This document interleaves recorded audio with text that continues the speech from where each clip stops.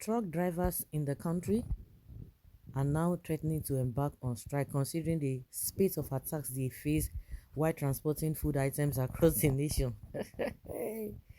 Daily Post reports that numerous trucks and warehouses are being targeted by hoodlums. Yusuf Uthman, the national president of the Nigerian Association of Road Transport Owners, who spoke with reporters on Tuesday, warned that the truck drivers may consider ceasing their services, saying we are affected negatively by these attacks and right now we are strategizing. It might interest you to know that the insurance we get does not even cover riots or such fracas, he said. So we are appealing to the general public to avoid such attacks on our trucks. This is because if such kinds of attacks continue, what will happen is that transporters will stop carrying food items and this will lead to food scarcity across the country. If you are transporting food and somebody stops you on the road and loots the food items, what will you do? The question is not it's not that there is food scarcity there. We have food, but the purchasing power to buy the food, that is where the problem is. But the Tinubu government is trying to change the narratives. Not that we don't have food, we have food, but money to take buy and I be the issue. And when the people who are selling are not selling, so it's one of the reasons why they still take the food outside this country, because people cannot afford it, and it's going to favor the neighboring countries because their currency is stronger than ours. But they will come and tell you that the problem is global. And I always ask, if the problem is global, the rate at which things are getting expensive, the inflation rate in the country, is it the same with the people there? Inflation can be going, you can say, oh, UK is a recession because that is what they want to hinge on. Is that the kind of recession that we face here is what they face there? The kind of budget these politicians give to themselves, what they budgeted for themselves, is it the same thing they do in all of those countries? So this is what Tinubu has caused.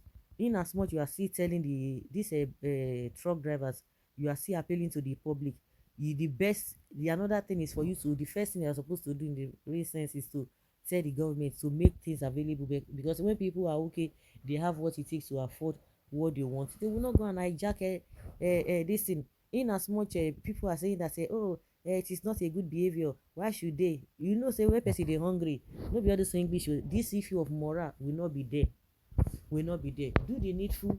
Let us iron the problem from the foundation, not halfway, before we start getting the desired results. You are not doing the right thing, you want things to just fall in place like that. No, it's not going to happen that way. A result of a bad governance. Attacks and looting totally condemned. You surely can't even survive if you stop doing our work that earns you a living. Your work that earns you a living. When you don't even transport food, what will you then do to the food? It will be, it's a double wahala. So the best thing, as you are appealing to the public, also tell the government what to do. When you don't transport it, is as a result of bad government. Park your truck, go home, let government do something. It is happening, and also in the north. Are they the most hungry person in Nigeria? When transportation of foodstuff stops, it will also affect you. The people with the highest number of beggars, street urchins, tendencies to maim and destroy or easily get offended are the hungriest of all. You know who they are. Products of bad government. Food scarcity is not a Tinubu's fault, but as a result of non-production of food items due to Buhari policy of eliminating the middle belters out of their farmland and settle down the imported Fulani terrorists in there, and this is the result. You guys are you are joking. You are saying nonsense. Then Tinubu has been there. Okay, if you will say it was Buhari that caused it, but during Buhari, the situation was not as worse as what we are experiencing now. And this one has been there for 9 months, and I've been telling people, when it's the only thing, the area of a governance that Tinubu is interested in is the area of a money, anything that will involve money. But this issue of insecurity, forget about it. Forget about it. Is it not Igboho that came back and began to blow fire, blow hot concerning the insecurity that is going on in their own region. So what do you have to say to that? Because we remember vividly that Tinubu supported and was defending all this nonsense under Buhari. So what are you telling us? And he came out boldly and told you that he's going to continue for where Buhari stopped. So what are we talking about? Why are you making excuses for Tinubu again?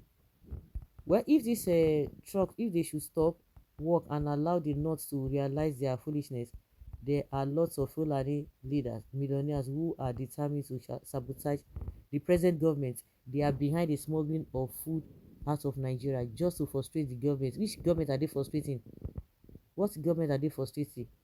The government should deal with the truck owner decisively, or all cases of sabotage must be treated as a crime against the state. Ee, see here you see this one wey no get sense. See hear wetin e dey talk. All the policies, is it not as a result of the policies that Tinubu rolled that is causing all this problem? So you want the truck owners now to put their trucks on the road and they will loot it. The ones that they looted, who is going to pay them back? Because you are saying nonsense.